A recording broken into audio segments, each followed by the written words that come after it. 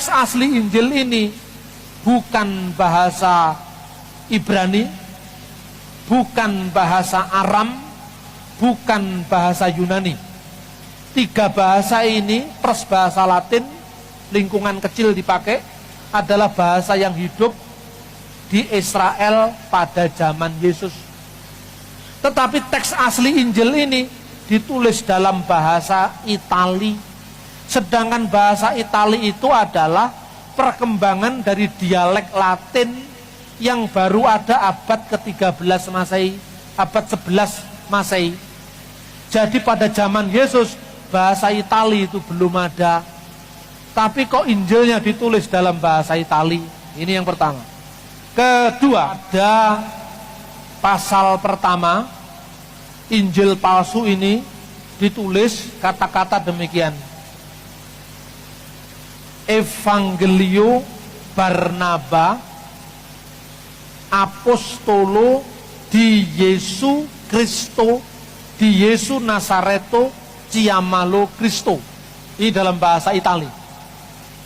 Jadi Barnabas, Apostolo, Rasul, Yesus dari Yesus, di Yesu, Nasareto, Yesus orang Nasaret, Ciamalo Kristo, yang disebut Kristus. Jadi pada pasal pertama ini Barnabas diakui sebagai Rasul Yesus. Kenyataannya Barnabas bukan ke-12 Rasul, tidak termasuk 12 Rasul, tapi Barnabas itu baru muncul kemudian. Yang kedua, dalam teks ini diakui Yesus orang Nasaret bergelar Kristus, Ciamalo Kristo. Pada pasal 96 Injil palsu ini ditulis, Yesus berkata, "Demi Allah yang jiwaku ada dalam genggaman tangannya, sesungguhnya aku bukan Mesias. Mesias akan datang sesudahku, namanya terpuji," katanya. Lah terpuji itu bahasa Arabnya Ahmad seakar dengan kata Muhammad. Jadi Mesias yang akan datang ini namanya Muhammad. Yesus tidak pernah bersumpah di Alkitab. Lalu dikatakan Injil Barnabas yang palsu ini menyebut Yesus adalah Kristus, tapi Yesus bukan Mesias. Lah bedanya Mesias dengan Kristus itu apa, Pak? Itu sama saja. Mesias itu bahasa Latin dari bahasa Ibrani Hamasiah. Hamasiah diterjemahkan dalam bahasa Yunani Kristos. Kristos menjadi bahasa Yunani, bahasa Latin Kristus. Jadi Kristus dengan Mesias itu artinya sami mawon, sama saja. Tapi penulis Injil palsu ini mungkin sekolahnya kurang tamat. Waktu pelajaran ini mungkin diam bolos. Tidak tahu kalau Kristus itu sama dengan Mesias. Adalah aneh. Orang abad pertama hidup di Palestina tidak tahu kalau Mesias itu sama dengan Kristus. Sama dengan orang hidup di Surabaya tidak tahu persamaannya antara ayam, pitik dengan chicken. Sama dengan dikatakan, makan apa Pak tadi malam? Oh makan pitik bakar. Saya tidak makan chicken, tidak. Saya tidak makan ayam, makan pitik aku katanya. Podo ae, Bes. Pitik karo ayam karo chicken sami mawon. Kalau ada orang yang mengatakan itu, berarti itu bukan orang Surabaya, karena tidak tahu bahwa ayam, pitik, chicken itu sama. Begitu juga penulis ini tidak tahu kalau Mesias dengan Kristus itu sama. Berarti dia bukan orang Yahudi, bukan orang Israel, apalagi muridnya Tuhan Yesus. Gampang membuktikannya. Yang kedua, geografisnya salah. Dikatakan gini, from Jerusalem, Jesus went up to Kapernaum. Dari Yerusalem, Yesus naik ke Kapernaum. Nah ini, padahal Kapernaum itu kota di pesisir pantai Galilea. Berarti Yerusalem lebih tinggi dari Kapernaum.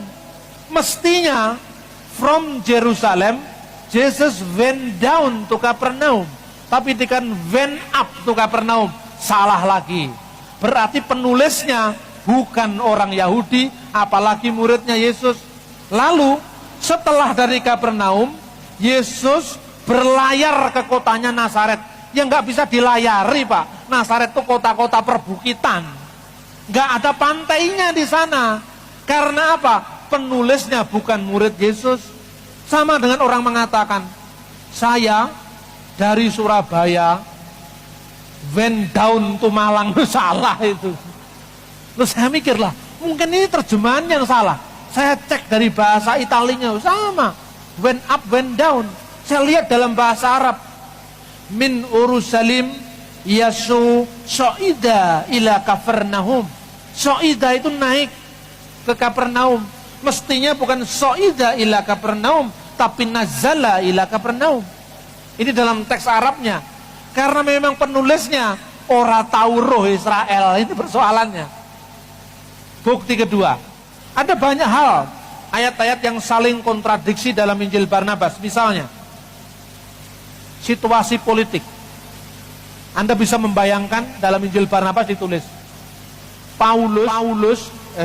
Lazarus, saudaranya Marta dan Maria Magdalena, membeli sebuah desa, yaitu desa Magdala.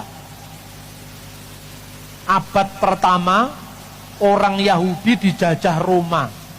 Jangankan membeli kota, tidak terbayangkan.